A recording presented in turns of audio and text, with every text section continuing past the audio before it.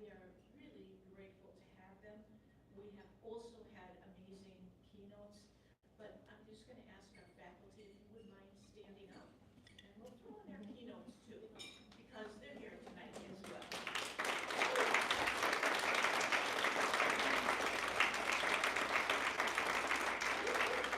Thank you very much. I'll just call out a few names because I think they're all really special.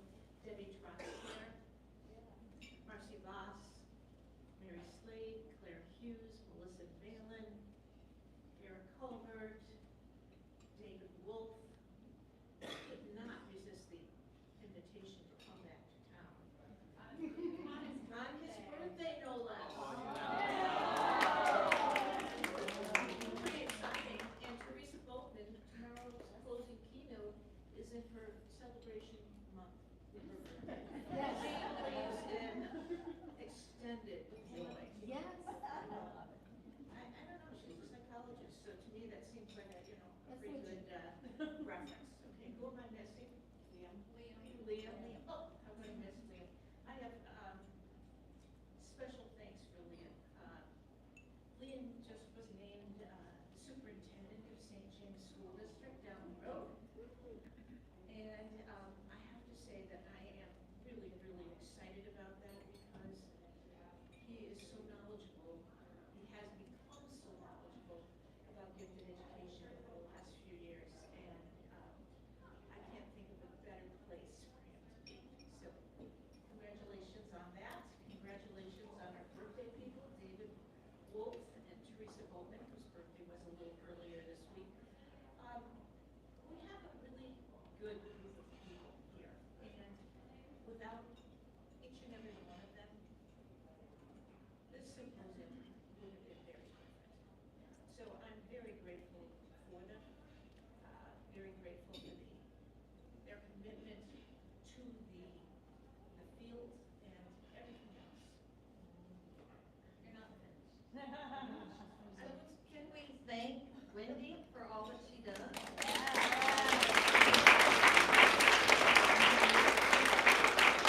After we would like to recognize the people who made coming here and being here. The people are amazing. The people who attended classes have been awesome. But these three special people deserve our appreciation. Sandy, would you come up, please?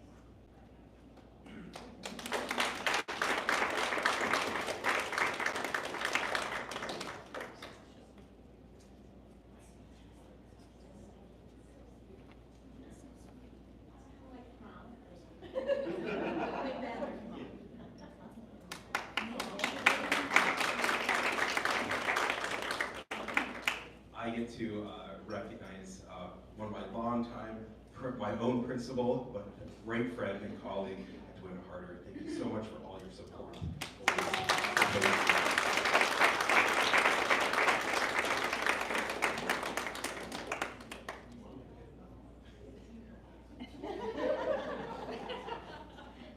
And I just get to say thank you very much for Wendy for the dedication that she has for the symposium, for gifted education in the state of Minnesota, and for somebody that I call a dear friend as well, especially in these past few years getting to know her. So just a huge, hearty thank you.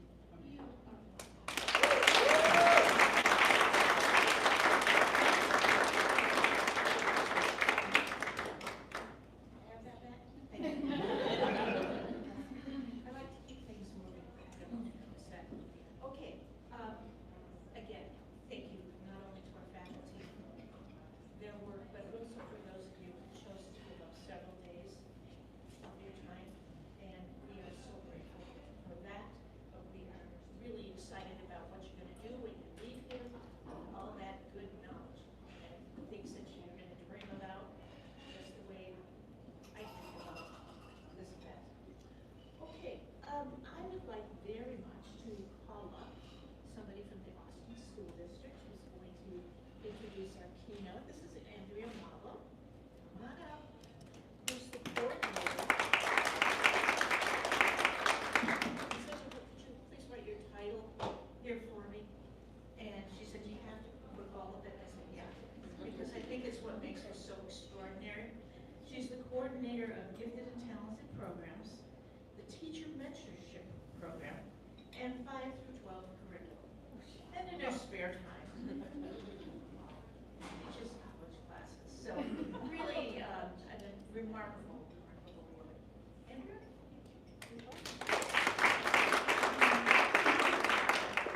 Good evening, everyone, and for those of you not from Austin, welcome to Austin, Minnesota. I have chosen to call this home for the last 27 years, and I've spent my entire teaching career here and my professional career, and this is the place that I want to be. And so I'm so glad that you got to come and spend a few days with us here in Austin.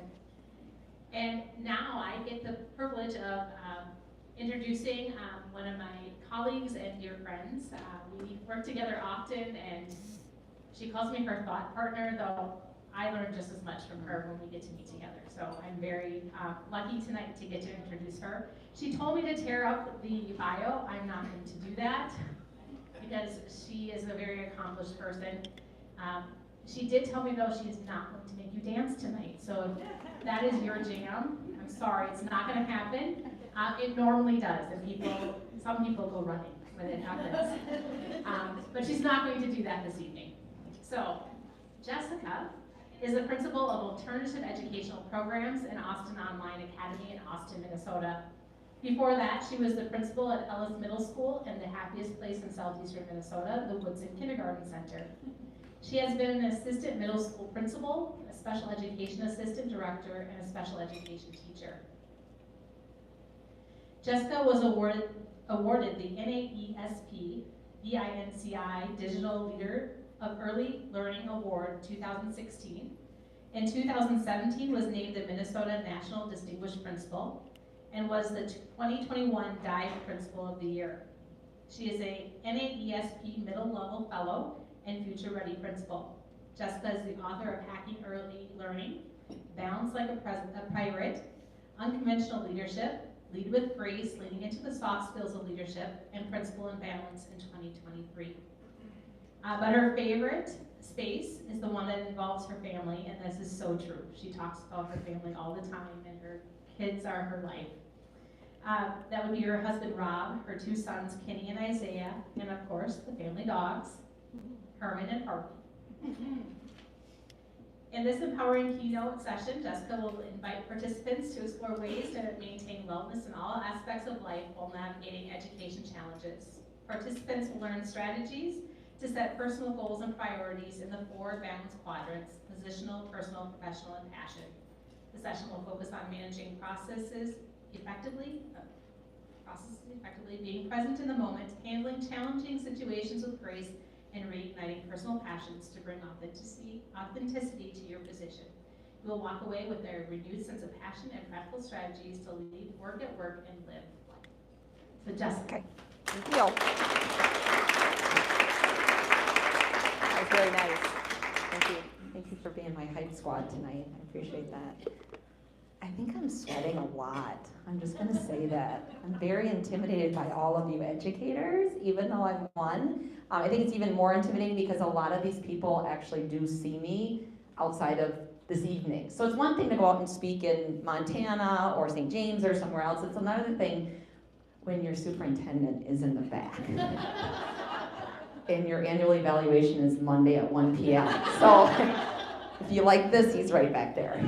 If you don't, he left, okay? So, but no, I really want to thank you guys. I've been able to pop into some of the sessions. I've been a longtime fan of this symposium. I still remember when I got to meet Dr. Michelle Borba years ago, and I'm still fangirling her. But I just really want to thank you all for your commitment to education, your commitment to this conference, and your commitment to your kids. But hopefully tonight is a gift back to you. Hopefully, I always tell people in my sessions, you're going to laugh, cry, or cringe. And if you don't, I always say you can come to Austin, Minnesota, and I'll take you to the Spam Museum. It doesn't have the same flavor tonight, but we can certainly do that as well. But so I want to go ahead and get started. And how I start is I like to start with introducing the very important people in my life, because I do think from the lowest pit to the top of the mountain, how are we thriving in what we do? Not surviving, but thriving. And so I like to start with my son, Kenny, everybody. Can we 1, 2, 3, aw, Kenny? Isn't he adorable? Yes, that was a few years ago. This is true gray hair. This is Kenny just 2 years ago. A little bit different, yes. So this is my son, Kenny Cabeen. 2 years ago, he graduated from Austin High School and signed at the University of Wisconsin, Eau Claire to be a swimmer. But what I think I'm even more proud of, even though now he's moved away, so it's kind of like a little hard this first summer without him, is he's pursuing a degree in education in PHYED and adaptive PE. And this is one of his friends, Mal, and it's one of those things that now I'm at the high school, somebody will be like, oh, Kenny's here. I'm like, well, where is he? He's with Mal. Yeah, so every time Kenny's home, he's with Mal and some of these students. And what I think is really special is when you talk to Kenny and you ask him what made him be a teacher, he can identify 3 teachers in the Austin Public Schools that made him want to be a teacher. And it makes me think about how often I have opportunities to maybe plant seeds in students that I don't think about. So if you ever have an opportunity to say, I think you'd be a great teacher, now's the time to do it, because you just never know when that's going to have a ripple effect down the road. I'd like to introduce you to my second son, Isaiah. Let's play the game 1, 2, 3, aw. Yeah, I know, he's not that little anymore. This is more of how I usually see Isaiah. If you know, you know. There's this thing called Snapchat out there in the world, and so it's everything but their face. I'm like, proof of life, here I am, Mom. This is also Isaiah. He just graduated from Austin High School 2 weeks ago, and on Monday he started his calculus class at Riverland for fun, because that's what I'm going to do in the summer, is take calculus and then take a graduate class at Harvard on computer science for fun. Yes, and then physics and calc and whatever. But here's a couple things I love about Isaiah. Loves stock trading, loves coding, doesn't like to communicate with his mom so much. So I asked, do you have something going on? I'm scheduling for you. I don't know, Mom. I just go with the flow. So there we go. We got Mom with a driven schedule and a kid who's like, calls me, he's like, what time do I have to be at track tonight? Like, you're 19. Here's another thing with this young man who is very gifted and talented in many things. We always do like lists. We had an issue one year at track where we got ready for our event and took our running pants off and forgot we didn't have our track shorts on. So it's really fun to dress code your own kid at a track meet. So we always have to make sure we pack our track shorts, track socks, sandwiches, pickle phone, and self-confidence. And that's just a reminder to me is how many soft skills do we sometimes need to approach our day? Grace, gratitude, the ability to be resilient. So thinking about some of those things is always important in our work too. Last, this is my husband Rob. Everybody, 1, 2, 3. I tell you, I don't bring him, and Ryan Mears would tell you this, I don't bring him anywhere because once you meet Rob, you don't want to be anywhere near me. And I was like, your husband's the best. He's awesome. He is alongside at our church on Wednesday nights for the youth group, and so when I was at the middle school, Thursday mornings, the kids are like, how come you can't be nice like your husband? I'm like, how can you not get to class on time? Like, just go. So it was just this constant, but he has a gift with young people. One of the other things that just helps me appreciate life even more is when we moved to Austin from St. Paul, in his 30s, he went and got his first degree. So he went to Riverland in his 30s, got his 2-year degree, and he's an industrial mechanic and a maintenance welder here in the community. But it just helps me to show just the different ways that we have career and college pathways, and it doesn't matter if you're 18 or you're 30 or you're 50. Learning always happens. Why did I give you all this information that wasn't on my resume and not on my LinkedIn? Is because I think too often we think about ourselves in our position before us as people. How often do we say, oh, I'm a principal, I'm an educator, I'm a teacher, I'm a this, but we don't think about who we are outside of the identity of our school identity, so it's always important that we think about that. My friend Joe, in my most recent book, I had him do the foreword to this, and this one always hits me. So leadership is hard, and what happens is the people we go home to, the ones who love us the most and give us the most latitude, often get the least of us because of what's happening at school. It doesn't matter if you're a paraeducator, it doesn't matter if you're a teacher, you're a leader in the district office, this happens. Sometimes we pour so much into everybody else, we don't have enough when we get home, not just for them, but for us. Okay, so this is where I really want you guys to know how important you are and why it's important. When you live well, you lead well. When you live well, you lead well. You can't lead well unless you have a life outside of your job. So this is my family, and we'll talk about Manny a little bit later. But I just want you to think about who are your phone favorites. Who are those people in your life that you would want to tell a story about? All right, and now we're going to introduce myself. Ooh, hold on. The power went out. That's what's going to happen. We're going to back that up because you can't not have TikTok at a session. Okay, I think it's going to work now.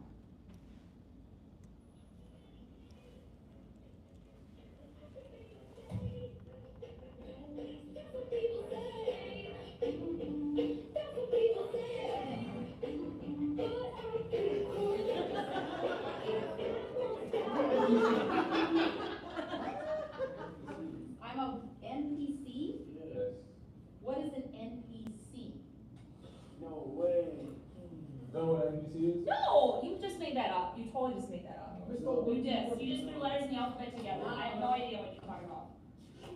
Misspelled for 2.0. NPC is a playable character, and that's what you give it right now. What do you mean I'm a non-playable character? You're just odd. I'm You're odd. odd You're things. weird. Random. Random. Random. You're just like. Who does this at 8 a.m.? That's the answer in the morning. NPC. Yes, so part of my resume is I'm an NPC, a non-playable character. I'm odd, I'm random, I'm cringy, lots of cringe. And those are some of my students. This group just graduated a year ago. Mari is pursuing her cosmetology at the Aveda Institute in Minneapolis. Yen did basic training. Mission is on a mission, ironically, to help students in a YMCA camp for the summer, so he's up north. Ryan is pursuing a degree down in Texas. So these are some of my interns throughout the course of my days at Austin Online Academy and the ALC. I get to have interns come in and work. But I started my career as a recovering assistant middle school principal. I feel like it's an intervention. My name is Jessica Cabeen. I'm a recovering assistant middle school principal. Thank you very much. Penance is coming. I thought I knew it all. I knew how to do bell schedules. I knew how to navigate lunchrooms with 600 kids. I used to do dances and supervise dances and movies. And so when I was about 3 years into the position, our former superintendent said, we're doing some restructuring in our district and we're gonna switch positions for you. We're gonna move you into a new position. I'm like, oh, okay. He's like, you're gonna be the principal of the Woodson Kindergarten Center. This, I'm not even joking, this was the thought in my mouth, that in my head didn't come out of my mouth. I'm like, 400 5-year-olds, how hard's that gonna be? Right! They don't teach you that in assistant middle school principal's school. My first day, I almost suspended a boy because he missed the toilet. I thought it was property damage. I was like, no, there's Cheerios. You gotta learn how to do that. I'm like, why are we, like, it was just a lot of learning. This class is just really, this is Miss Verdoren's class, and I just love to show this picture because there's a young man in here whose mom was a student of mine when I was the assistant principal, and she was pregnant with him at the time. So that was my first grand principal. I'm up to 5. The state of Minnesota says at 10 I can retire, is what I've heard. 10 grand principals and you're retired. So I just